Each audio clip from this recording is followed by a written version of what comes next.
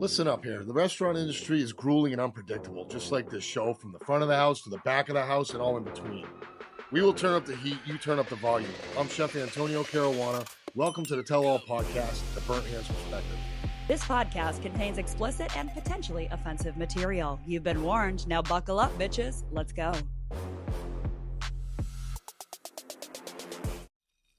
Good way to start. Make the switch from coffee to tequila. Sounds like Christmas. Sounds like Christmas like in here.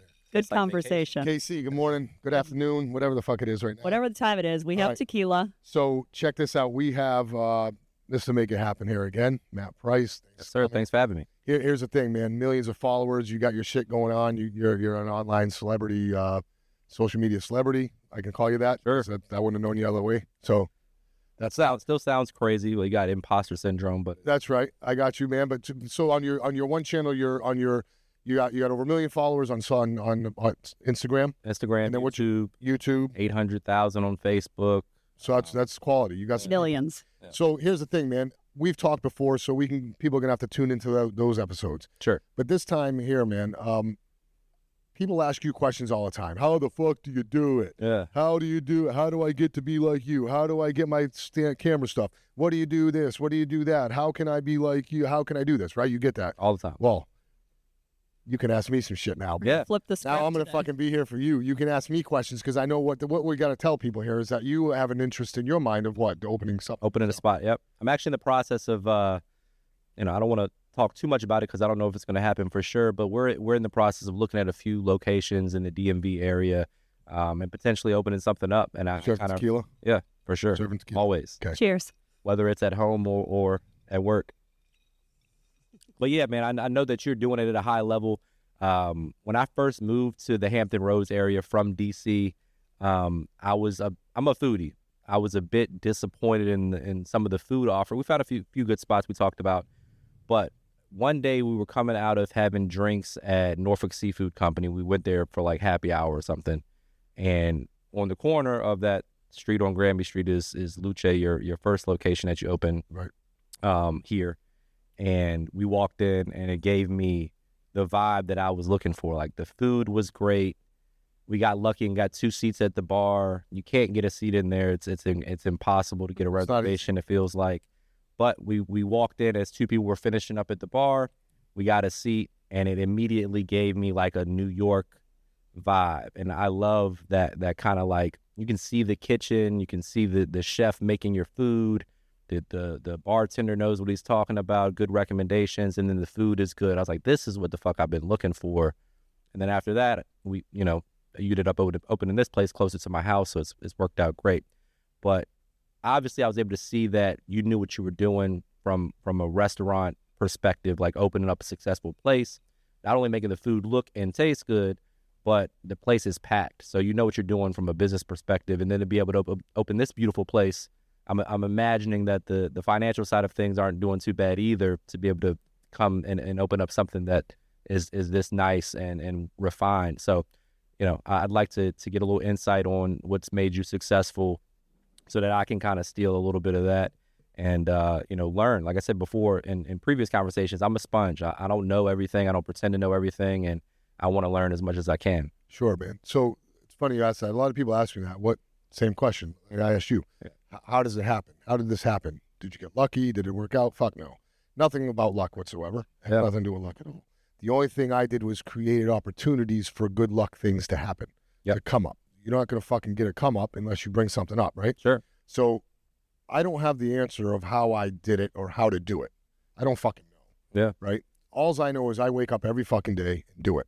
So I just try and do it better. But the more you do it, the better you have to get, making yourself better than yesterday. So the old saying goes, good, better, best, never let it rest. Yeah. The good get better and the better get best, right? Yep. So that's how I live off. That's a club mantra of mine. And the Hells Angels that we live with, we live with that saying.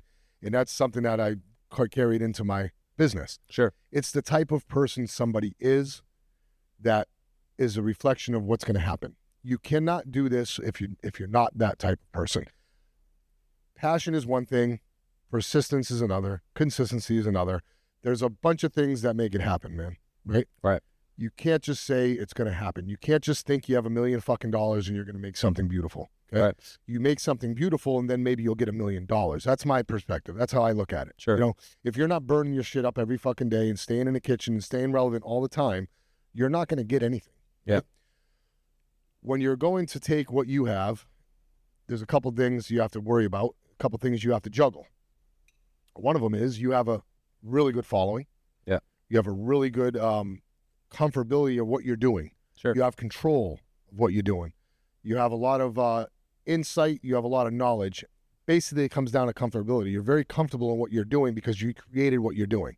Right. What you're going to do is realize that you're going to go into a brick and mortar and you're going to give up all of that. Yeah. And there's a sacrifice to it, right? Because you're going to wind up either using it to make your brick and mortar excellent, or the pressures of the brick and mortar can chip away at what you have. Yeah. You have a decision that you have to make, but I'm never talking anybody out of the decision. Yeah. I'm the opposite. I say fucking go for it. Right. Because you have what me and many restaurant owners are looking for, and that's the fucking consistent following. We can be consistent at work, but you need a consistent following. You have the following. Now you have to be consistent and persistent that it follows you and is happy with what they're following. Right. You see what I'm saying? So you'll hear a lot of guys like Bourdain and all these guys talk about stay out of the industry, don't go in there, fuck that, fuck this, it's horrible. That's about the only thing I would use Bourdain as an example. That's the only thing he says I don't agree with. Sure. And if he was alive today and I could chat with him, I would tell him I'm kind of pissed off at his second book for fucking making it such a crime to be in the restaurant industry. Yeah. It's not. It's amazing. It just depends on the person. It depends on what you get from it. It depends on how much you put in and how much you expect from it. It depends on how much you expect from yourself. Yeah. You know what I'm saying? So it's not easy, man. You're dealing with fucking assholes. You're dealing with the woke ass public lately. You're dealing with the public who's not woke and the totally other end of it. Yeah. You're dealing with people who want everything for fucking free.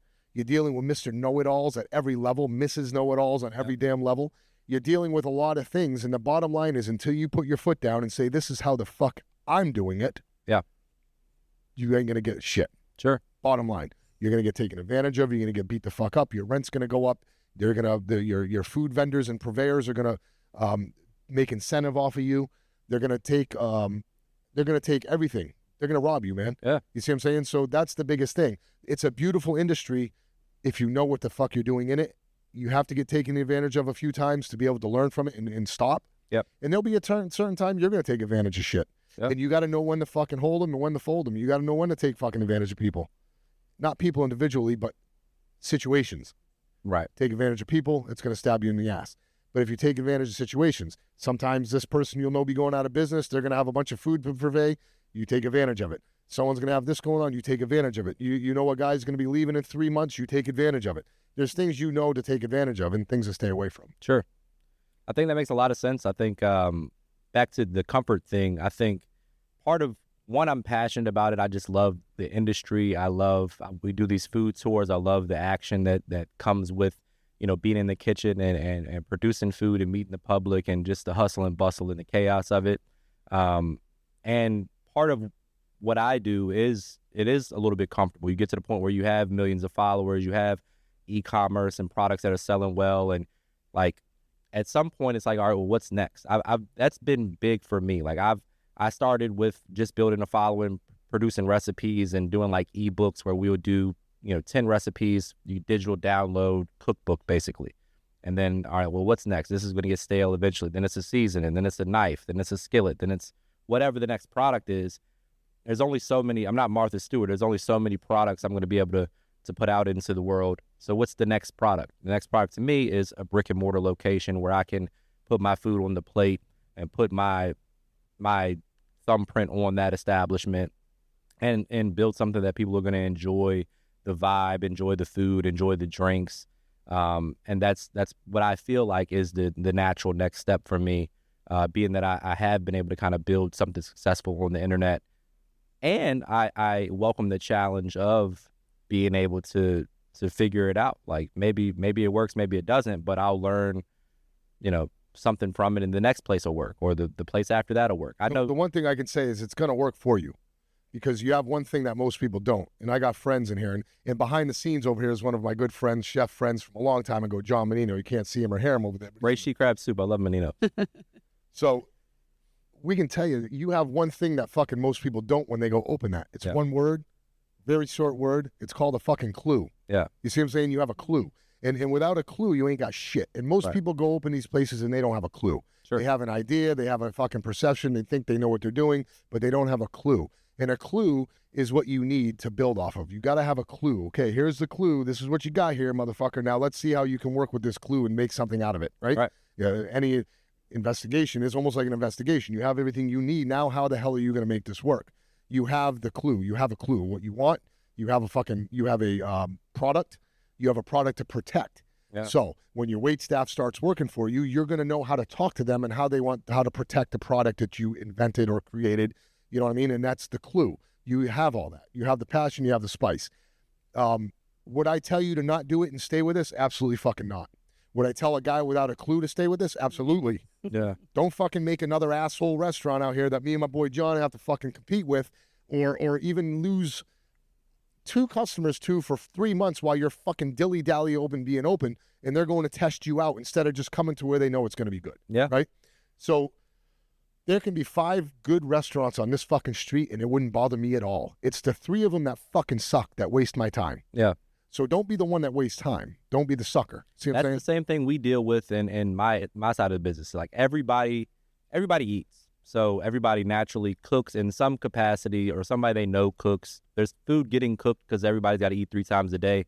So there's chefs that like, oh, I make chicken Alfredo. That now they're recording themselves. So there's 10 million people that want to be an internet chef now. So you may not take all of my audience, but there's going to be if 10,000 people pull a small piece of the pie, eventually that equals a large piece of the Fuck pie. yeah, it's wasting your time. And they're not going to be around. They're going to film 3 fucking It's going to things. get They too hard. 18 You're going to likes, quit. Yeah. and they quit, and they just wasted your time because the algorithm went maybe in their direction that day. And it drowns it out. Like, how many times do you want to see chicken Alfredo on your fucking Instagram feed? Like, That's right. And how only so many many times times are you we see going to see a restaurant open that's, damn well you're going to walk in that place and they don't even have, they spent $3 million to make a chicken parm something special. Sure. Instead of making a chicken parm so good, you don't give a fuck if you're eating it in a shoebox. You see what I'm saying? That's, and I'm using chicken parm as a very basic fucking dish, but I love chicken parm. I love chicken parm. I eat let me tell you something.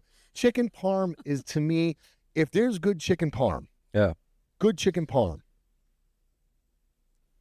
I've given up pussy for it. That's tough. I've given up pussy for it. I'm not kidding.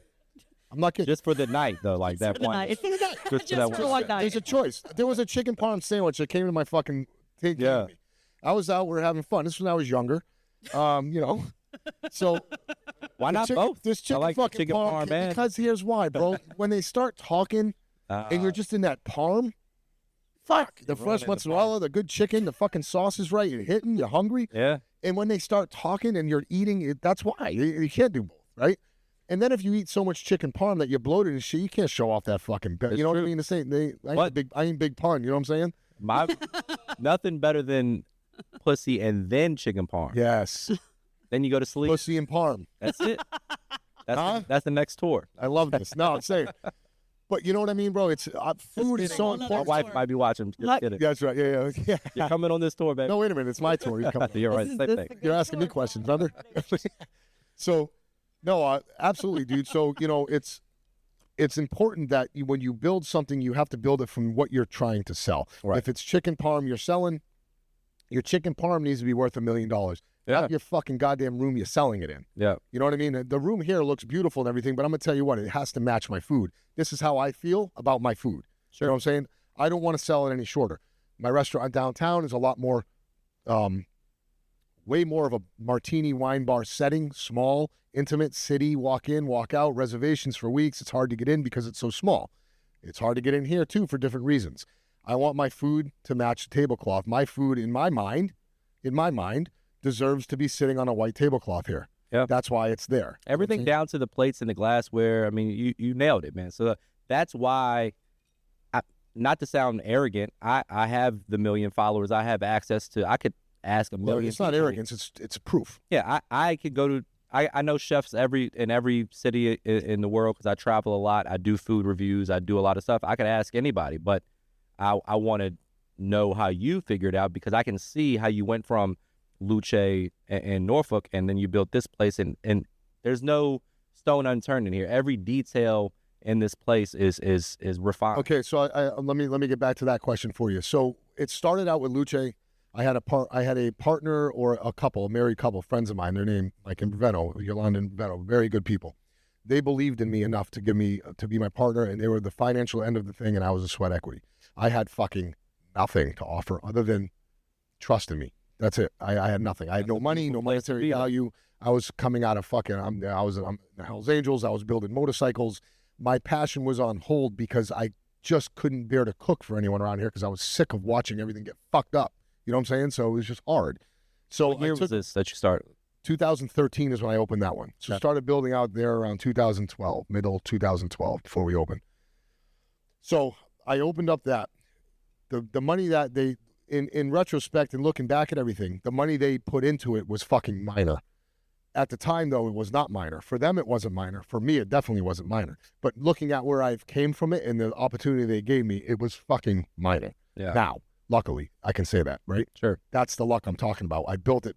That's the amount of luck I have is the luck we built. So built that, went for years. I had no idea what it would do. I was basically opening a place where I could do like you're saying right now. I was already doing it. I had a great following of local people. I wanted to just open something up to where I can do it. And I said, fuck it. I'm going to do it. This is my chance. Opportunity's here. I'm going for it. Right.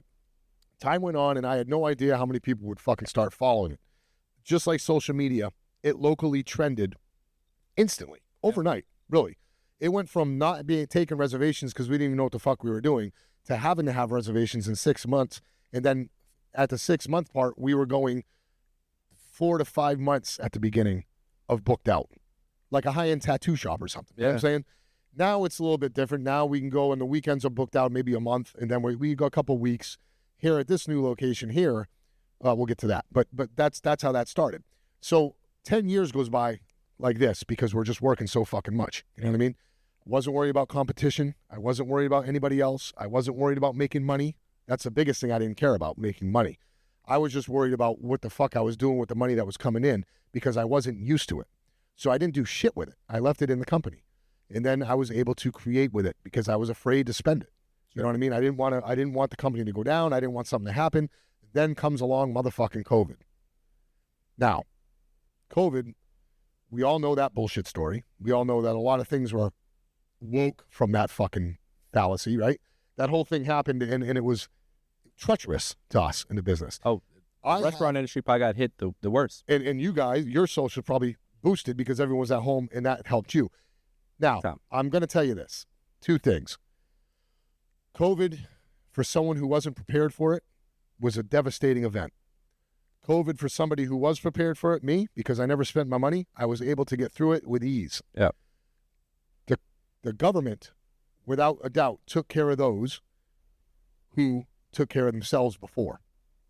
Meaning, they supplemented, they gave us the PPP stuff, they gave us the loans, and if you were on right time with everything, you were able to take that money and go somewhere with it. So, the fact that I was able to keep my money rolling and keep my staff hired and this is pre-COVID, the fact that I took the success and didn't break down the monetary value of it. I didn't go out and buy a bunch of shit. I didn't spend my money crazy. I was very afraid of the money. I never made that kind of money legitimately. Last time I made that much money, I sat in jail for it, right? Yeah. To be honest. So, you know, it's I will never do that. But the thing is, it's a matter of I never had that money come in and I knew how hard it was how fast you could lose it. Oh, yeah. Right? So I just held on to it. I kept it in the company, paid myself a salary, and I lived okay. I was doing better than I ever have and not having to look over my shoulder. Life was good. Then COVID came, then the PPP loans and all the supplementation came and all the fucking, I don't even remember the acronyms for it all, but there's a lot of them. If it wasn't for that, I wouldn't be where I am today. Also with the help of, the Dollar Tree came in and they actually worked with me and contracted and getting me here. So I had some good things came because I had my shit. You were prepared. I was prepared. That's what they say luck is when opportunity meets preparation. There you have it. So, yeah. Fuck yeah. Because I think that's like people that's looking at y'all, can y'all just go one level deeper? If something like COVID was to happen again, how should people properly, especially in this line up those different government assistance to make sure that they're able to weather the storm. Because sometimes people may get the assistance to blow it out. They blow it out. So here's the thing. I can answer that. I don't know if you can, but I can answer this question here. Two ways. One, it's never going to happen again. If it does happen again, the government has learned a lot from this. They lost a lot of money. They did things. They're not going to do it again the same way twice. So they're not going to do this again twice. I really doubt that. So I don't believe COVID will happen I again. don't think people are going to go for it again either. They're not going to go for it again, but I don't think the government's going to be able to pull it off again because not only the people ain't going to go for it, but it was a financial fucking disruption in the world.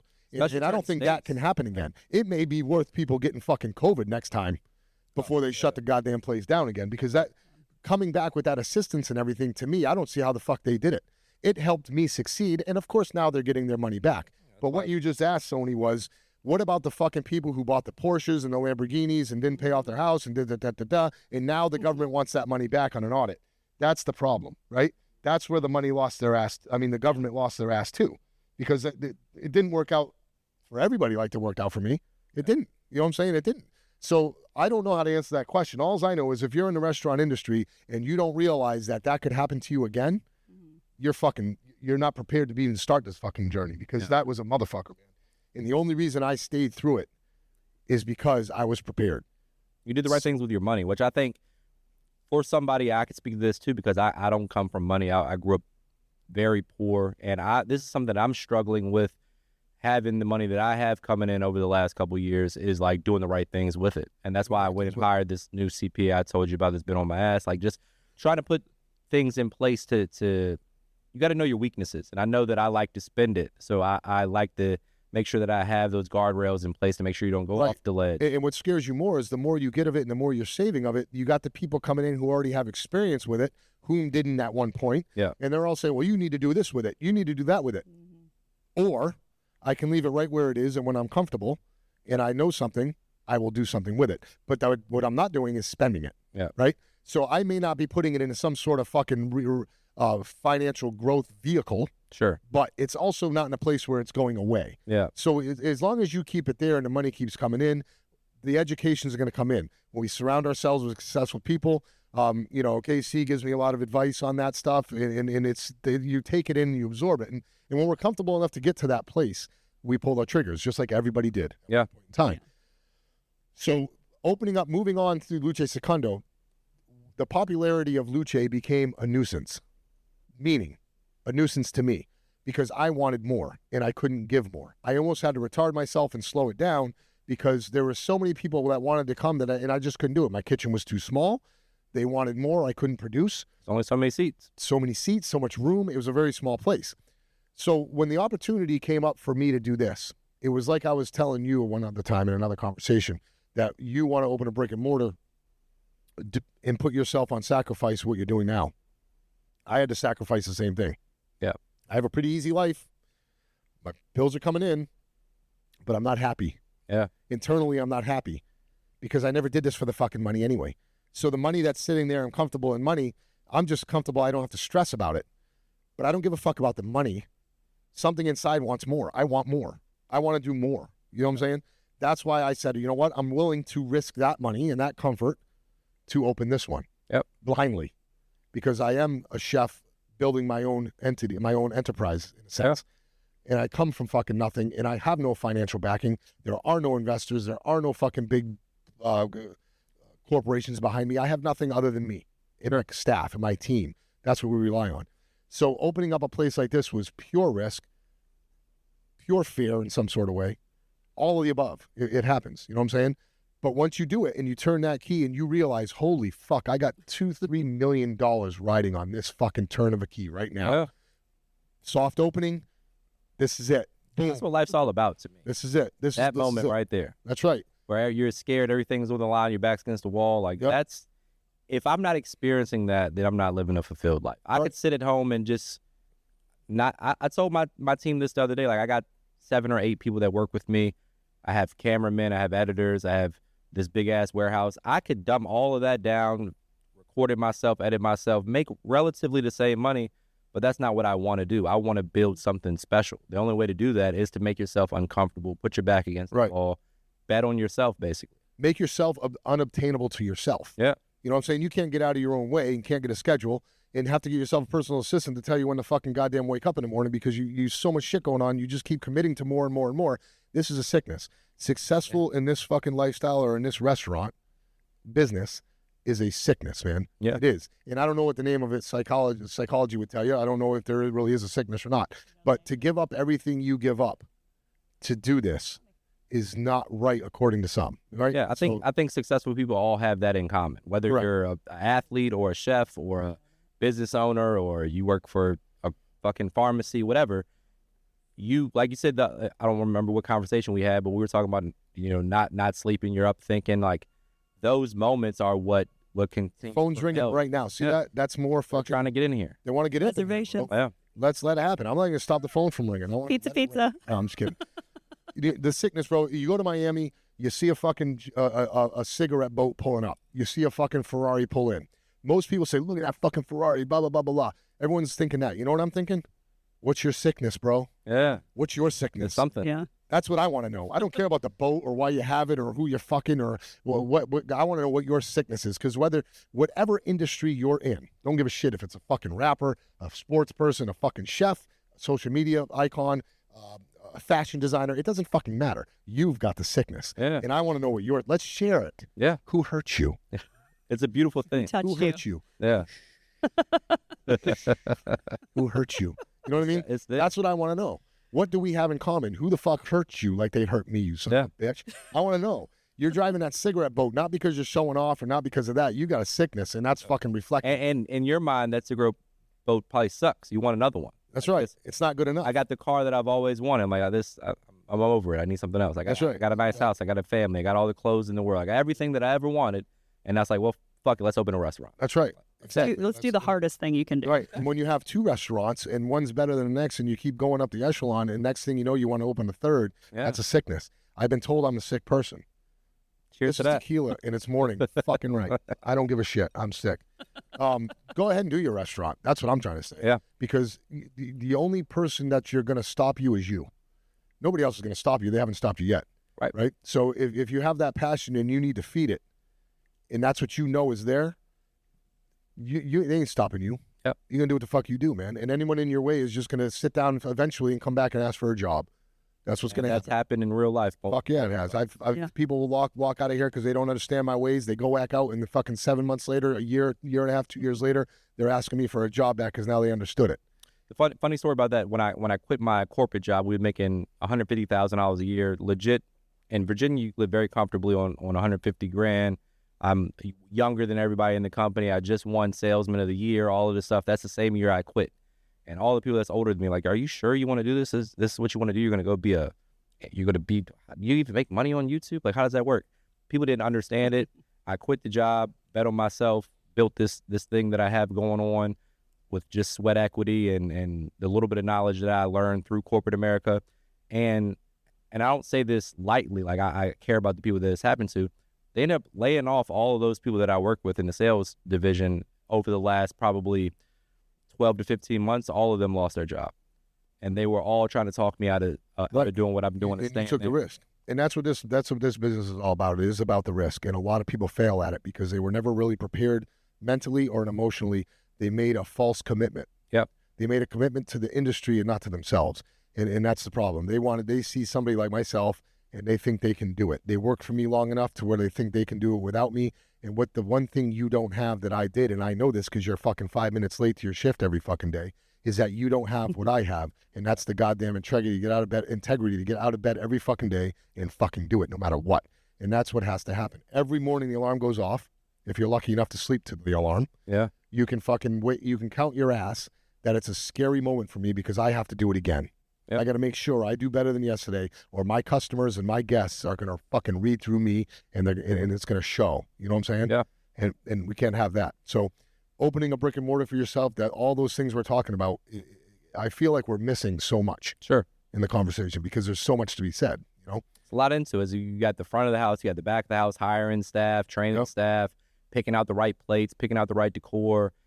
There's a million things that go into opening a successful place. Taking what the masses want compared to what you think you want, making sure that what you want is going to be suffice enough to get enough people to come back. Yeah. There's a lot of things going on there that you really have to do a lot of research. And it's competitive. A place like DC or Maryland that we're looking at, like there's a lot of really good restaurants. And you got to humble yourself. You got to be humble when you do this job. You know what I mean? You got to be a mentor, not a boss.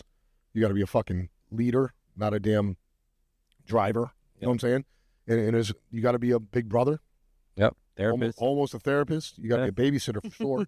There's all kinds of things that go on, and you really got to be able to put together a team you can count on, because you're not going to be able to do this by yourself. And There's that's no fucking- one of the hardest parts about the restaurant industry is assembling the right team and retaining them.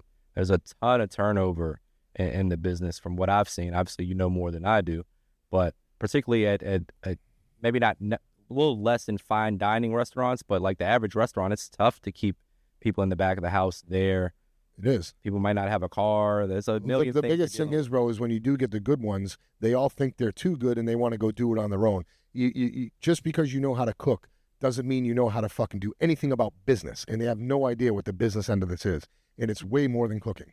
Cooking for me is a break from the business. Yeah. So I became a fucking executive chef in the kitchen, chef, to a fucking businessman who gets to cook. That's what happened, right?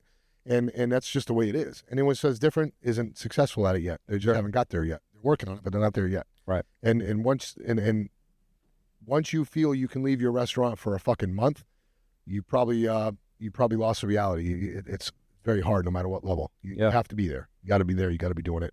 You have to be into it, you know? For sure.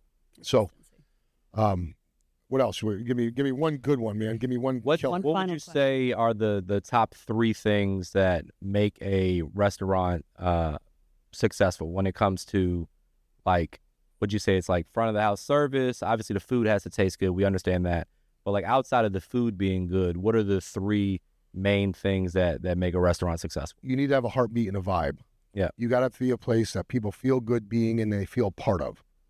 Okay, you walk into a place and it's cold and you don't feel part of it. You feel like a customer. That's the last time they're going to come and be your customer.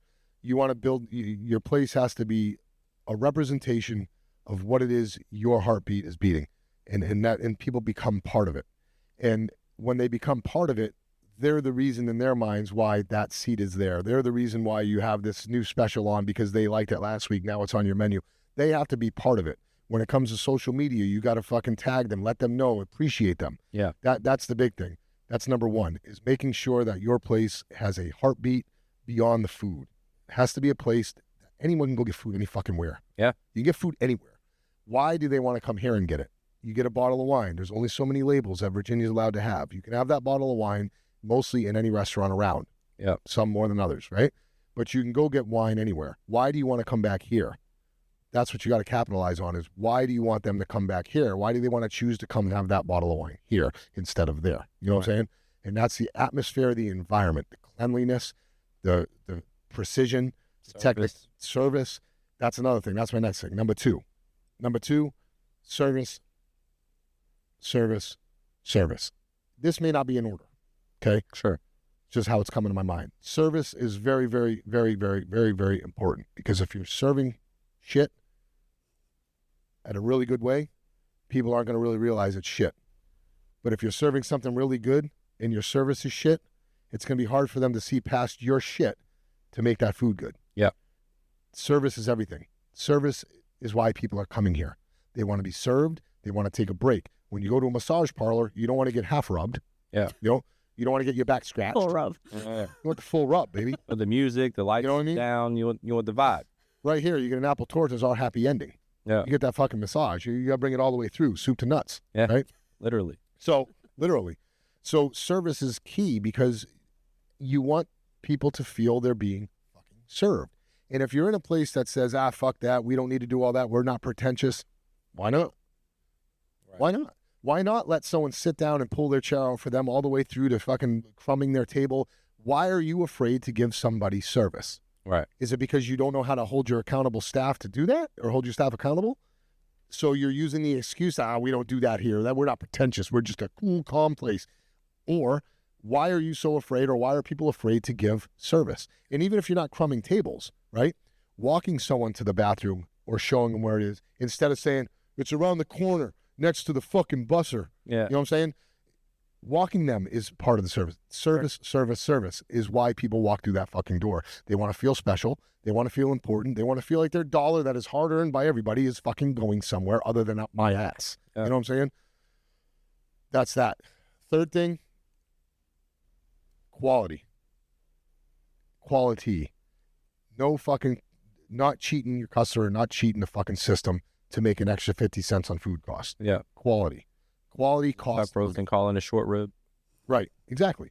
Quality costs money, period. My ingredients, if I'm not making them here in-house, are coming from the direct regions of Italy that I'm representing. There's nothing cheap about what I'm doing. Yeah. The only thing cheap about what I'm doing sometimes is how I'm offering it to my customers, because I do have to fucking, so people can come in here and afford it, I do have to take a lick. You know what I'm saying? So quality, consistency, and control is number 3. Quality. You got to make sure that if you're going to put out a product, it's going to be just as good as yesterday. The quality of it has to be better than fucking yesterday, really, because that second and third time this customer's coming back for you to win them, it has to be better every time. It can't get more comfortable and easy every time. It's got to get better every time they come in, so they can trust they're coming in. Are there certain things that you do to ensure that the quality is consistent? To me, that's one of the things that make a restaurant amazing, is like you can get that same veal chop. It's delicious today. It's delicious next Friday. It tastes the same and it's consistent. Is there, like a set of processes that you quality control? Absolutely. Every time your trucks come in and your vendors come in, you got to look through every goddamn thing. You got to check your temperatures. You got to make sure your things are fresh. You got to make sure everything's good. You got to make sure that goddamn truck driver didn't take a nap on 264 on the way here because he was tired because he was drunk all night and your shit sat in the back of a truck for 8 hours. You got to look at all that stuff. You got to make sure your reps are always lining up with you and giving you the best quality product. You got to make sure that if you're going farm to table, you're truly getting farm to table. If your vegetables are coming in unripe, you don't serve them. You either fucking send them back, ripen them out, do what you got to do. Make sure your team is following the recipes properly. Make sure that the ingredients going into the fucking recipes are of top quality. Constant looking and badgering of every fucking detail is the only way to do it. Yeah. You have to do it. If you're not doing it yourself, you have to have someone you trust doing it. Your line, your pass, your expo, however you prefer to call it. I call it the pass here. Anything that goes over that pass, the expo or the expediters are in charge of making sure the quality is good every single time. Quality. If you got fresh fish, that's got to be cleaned, changed every minute from the second it comes in until the second it's gone. You know what I'm saying? Everything has to be just as perfect as it was. Yeah. You know what I mean? Perfect. This ain't a storage unit. You know what I mean? This isn't a refrigerator. This isn't a compost pile. You know what I'm saying? Where would you say you learned your biggest lesson? Like, is there a particular restaurant or chef that you worked under or class that you went to? My biggest lesson I learned was from myself. Yeah. Everybody else, I've learned technique, I've learned skill, I've learned what to do, what not to do. But the biggest lessons I've learned in the fucking life come from my life as a chef in my own restaurants.